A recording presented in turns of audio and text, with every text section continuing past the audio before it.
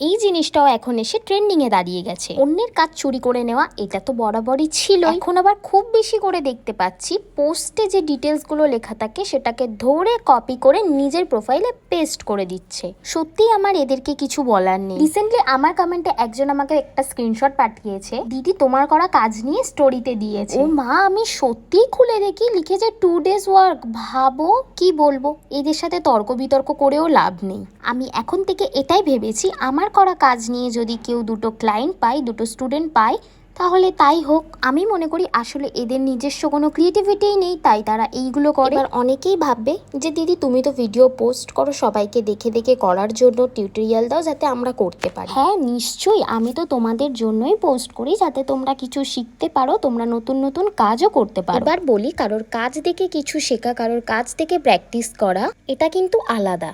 আর অন্যদিকে কারোর কাজ চুরি করে নিজের বলে চালিয়ে দেওয়া, কারোর ক্রিয়েটিভিটিকে চুরি করে নিজের বলে চালিয়ে দেওয়া, এটাও কিন্তু আলাদা। এই দুটোর মধ্যে কিন্তু একটা হিউজ ডিফারেন্স রয়েছে। কারোকে দেখে যদি কিছু শেখো, কারোর দেখে যদি কিছু করো, তাহলে ক্রেডিটটা দিতে অসুবিধা কোথায়? ক্রেডিট দিলে বুঝি কেউ ছোট হয়ে যায়, এই ধারণাটা তাহলে একদমই ভুল। শেখার কিন্তু কোনো বয়স হয় না।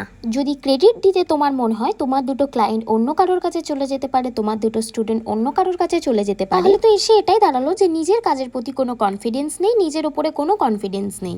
এইসব আর্টিস্টিক জিনিসপত্র না চুরি ডাকাতি করে হয় না, এইগুলো তো আর্ট। তো নিজের মধ্যে থেকে ক্রিয়েটিভিটি আনতে হয় এই আর্ট জিনিসটাকে করার জন্য। একজন আর্টিস্ট, তাই নিজের মধ্যে ক্রিয়েটিভিটি আনতেই হবে, এইসব চুরি ডাকাতি করে কোনো লাভ হবে না। চলো এবার বলো তো আজকের কাজটা তোমাদের কেমন লাগলো? ভালো লাগলে একটা লাইক কমেন্ট করে দেবে কিন্তু। আর তোমরা কি কি আর্টের উপরে টিউটোরিয়াল দেখতে চাও আমাকে কিন্তু অবশ্যই কমেন্ট করে জানাবে। আমি কিন্তু চেষ্টা করব তোমাদের সাথে সমস্তটা শেয়ার করার। চলো তাহলে আজকের মতন টাটা।